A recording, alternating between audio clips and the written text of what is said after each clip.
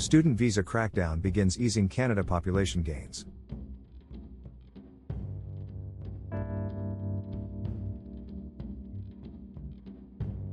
Canada's recent crackdown on its higher education industry is beginning to show tangible effects, notably reducing the number of foreign students entering the country.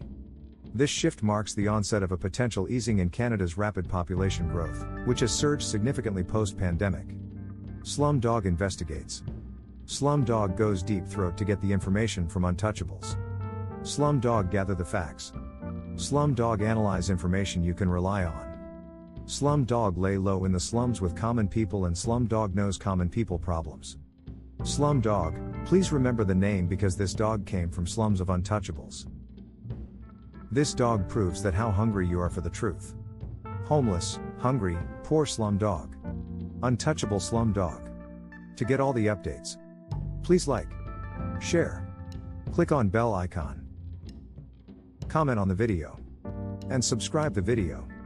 Early indicators of decline in foreign student numbers. Statistics Canada reported a drop of 24,594 in the number of individuals holding only study permits in the first quarter of the year, a stark contrast to the decline of 16,003 during the same period last year. This reduction is among the first signs that Canada's aggressive approach to curbing student visa approvals is starting to take effect. Impact on temporary immigration. The reduction in foreign student numbers has also contributed to a slowdown in the overall growth of temporary immigration. In the first quarter, Canada added 131,810 non-permanent residents, marking one of the lowest quarterly net increases since early 2022. This data suggests a break from the record-breaking quarterly gains that have characterized Canada's population growth over recent years. Government's rationale and policy implementation. Prime Minister Justin Trudeau's government has set a target to reduce international student permits by 35% compared to the previous year. This policy aims to address the explosive post-pandemic population increase and mitigate public concerns over housing shortages and strains on public services.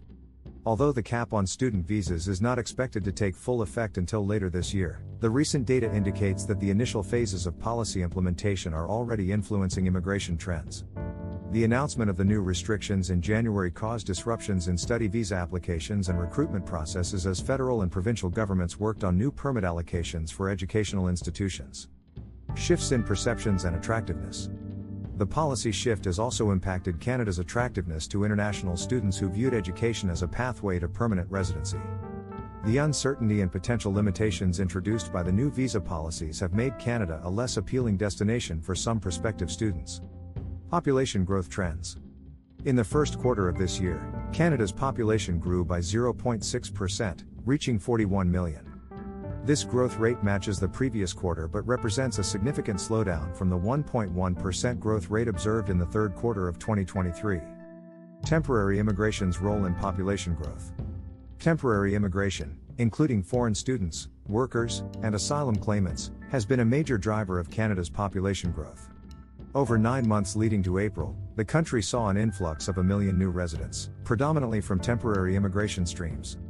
According to Statistics Canada, without temporary immigrants, the population growth rate in the first quarter would have been only 0.3%. Historically, from 2001 to 2021, Canada's first quarter growth rate ranged from 0.1% to 0.3%. Conclusion: navigating future population dynamics.